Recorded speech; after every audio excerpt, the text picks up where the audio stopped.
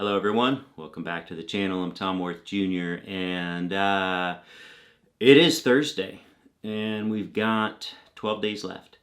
And I wanted to talk today about, we had some things happen. We've got a Mitch McConnell book coming out. We've got quotes against Trump. We've got the CNN town hall thing with, supposed to be with both candidates last night. Of course, Donald Trump didn't want to partake.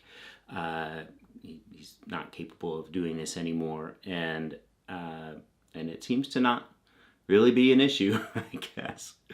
But I didn't watch it. Other things going on,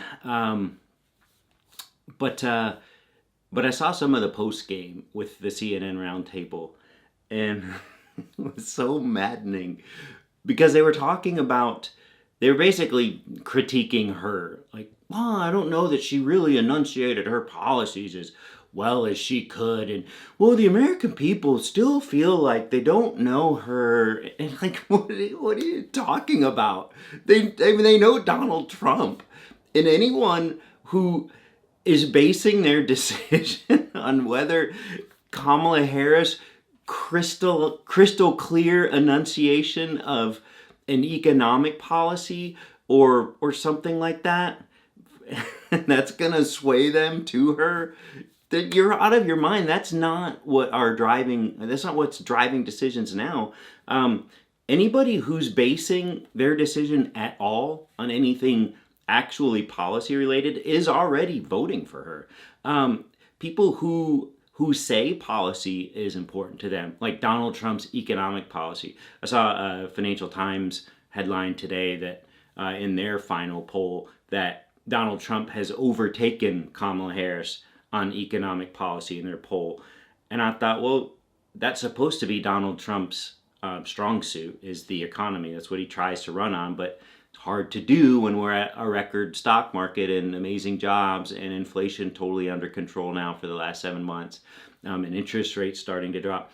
It's hard to run on your economic policy, but he doesn't have an economic policy. He has tariffs and he has trade wars. So if you ask yourself, what is it? Sorry, I'm only going to talk about this CNN roundtable for a sec because it's so frustrating. They're supposed to be, if they are biased, they're supposed to be on her side, but they shoot themselves in the foot. It's like they want her to be Hillary Clinton Jr. up there, and we don't know how well that worked out for Hillary Clinton. Just these deep cuts on policy. American people don't care about that. They care about what the media tells them the policy of the candidates are. The American people don't actually get off on policy discussions. If they did, then Donald Trump would have been left in the dust a long time ago. And if you think about border policy, his only policy is that he hates all immigrants, he hates foreigners, he hates other ethnicities, he hates non-white people. That's not a policy. So, and then they don't know her well enough, but they know Donald Trump. And again, I'm only talking to you undecided people out there. If you're undecided, but you know everything that you know about Donald Trump, why are you undecided? You're not. You're going to vote for him. So they just don't need to talk about it. It just makes her sound worse or bad, or that she somehow did something wrong. She showed up for this town hall. That's what she needed to do. Donald Trump did not. So that's really all you need to know. She showed up and talked about what she always talks about. Very consistent. She's always talking about the same things. She's just not making stuff up all the time and going for shock value. That's what Donald Trump does. And that's why people like Mitch McConnell have said some really interesting things about Donald Trump going over the years. McConnell, there's a new book coming out about McConnell, and I saw some excerpts from it. Whenever a book's coming out, they leak the book to some reporters, and then they dig up the excerpts and just try to build a little buzz around the book. But McConnell has some zingers in here, and I have seen some of these before, but but not all of them. Like McConnell expressing support for special counsel Jack Smith's investigation around the 2020 election and the insurrection. This is what Trump's judges and justices have been suppressing. They've been keeping it from coming to trial. McConnell is hoping that he is held accountable. McConnell said, again, these are. I guess McConnell was making recordings going back to the 90s for an oral history. I didn't catch for what. It sounds like something McConnell would do. McConnell says, I think it was the single most in a category by itself of how wrong all of it was, and there's no doubt who inspired it, and I just hope that he'll have a price to pay for it, said McConnell. If he hasn't committed indictable offenses, I don't know what one is. That's what he says about the election overturning attempts. Now, McConnell also has a lot of other bad things to say, and about his quotes in general. Remember, these quotes go back over years, but as recently as, I think it was last week, I want to say, when people tried to hold him accountable over what he has been saying about Trump. Let me read you some more of these quotes first. He says, he opines on people like Justice Thomas, questionable to accept the perks from the mega donors, and McConnell belongs to the somewhat expansive club of people who either are women who have been attacked by Trump or people married to women who have been attacked by Trump. But when that happens to Republican men's wives, the Republican men don't turn on Trump. They don't. They leave the honor of their wives sullied and continue to support the man who sullied it. And McConnell's no different. He's no different than Ted Cruz. No different than a lot of these guys. Donald Trump can attack women however he wants, whether it's sexually assaulting them, which he was found guilty of, whether it's verbally assaulting them, which he's done many times. And these Republican men who are very powerful. I mean, Mitch McConnell's the most powerful elected Republican that there is. Donald Trump's not elected. They do nothing. They continue to support Trump. So that's who we're talking about on the Republican side. What Trump said about his wife. So Trump appointed Mitch McConnell's wife to a cabinet position, Elaine Chao, and he called her he said she's working with the Chinese. In 2022, Trump referred to Elaine Chao, Trump's former transportation secretary. In 2022, so this is after Trump left office, Trump referred to Chao as McConnell's, quote, China-loving wife, Coco Chao, in a post on Truth Social. The author reports that Chao was, quote, deeply disturbed by the comments, and McConnell said that his wife is not used to taking a punch. Yet McConnell supports the man who has made a life of punching women. Whether it's sexually assaulting them or verbally punching them, he's always assaulting women, taking away their reproductive rights, their reproductive care rights. He's always attacking women. He's always attacking everyone except for racist white men. Those are really the only people Trump doesn't attack. And it said McConnell was crying while addressing his staff in the hours after the attack on the Capitol. Quote, you are my staff and you are my responsibility, McConnell told his staff. You are my family and I hate the fact that you had to go through this. He called the rioters who entered the Senate chamber narcissistic, just like Donald Trump, sitting in the vice president's chair taking care of themselves, adding it was, quote, a shocking occurrence and further evidence of Donald Trump's complete unfitness for office. So this is what McConnell just told CNN when CNN asked for comments about the book, about McConnell's comments about the former president. This is what McConnell said, like now. like in the last several days. McConnell said, whatever I may have said, and he's not saying he didn't say any of this. He's not distancing from his comments at all.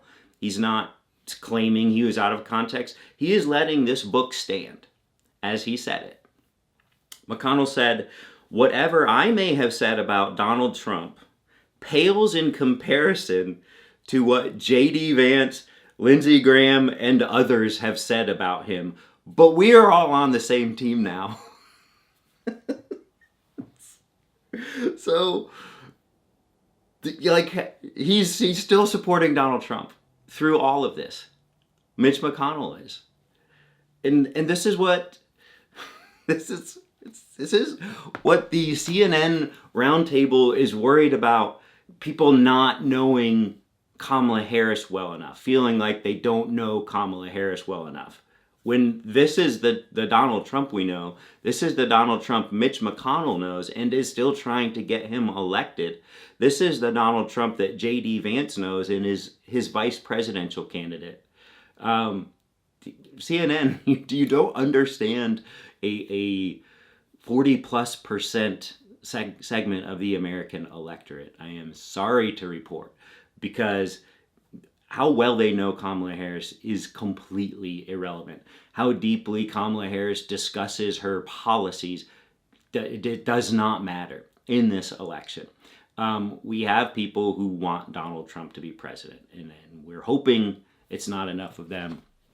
I did get, my commenters are getting better and better, by the way, the pro-Harris ones.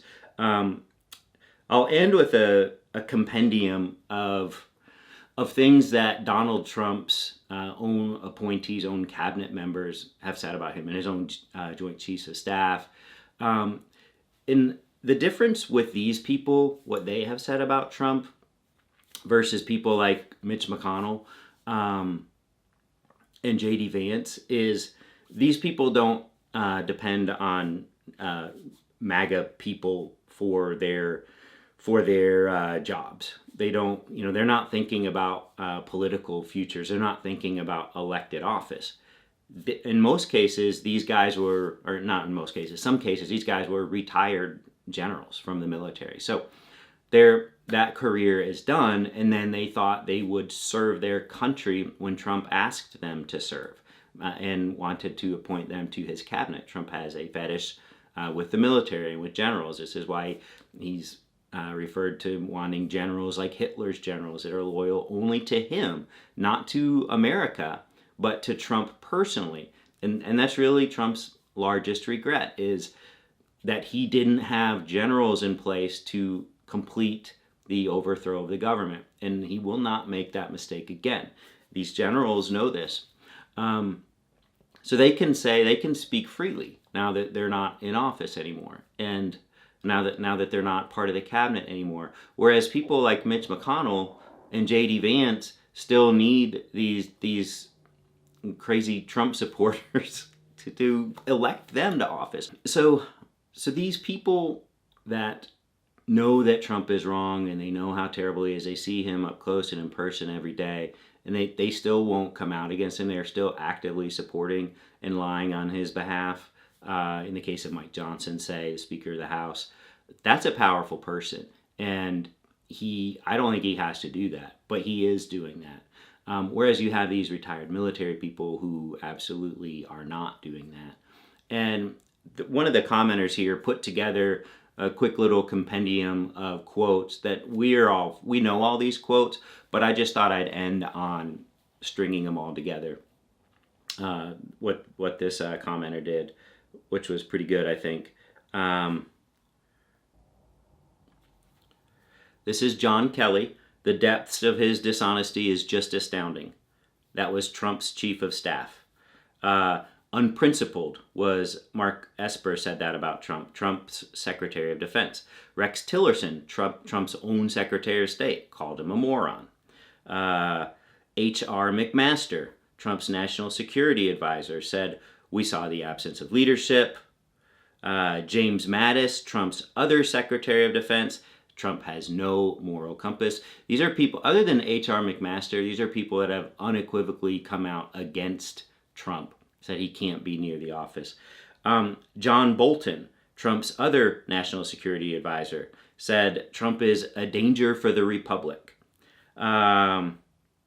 Bill Barr, Trump's terrible, terrible attorney general, who did everything he could to cover up the report of Trump's crimes, said Trump shouldn't be anywhere near the Oval Office.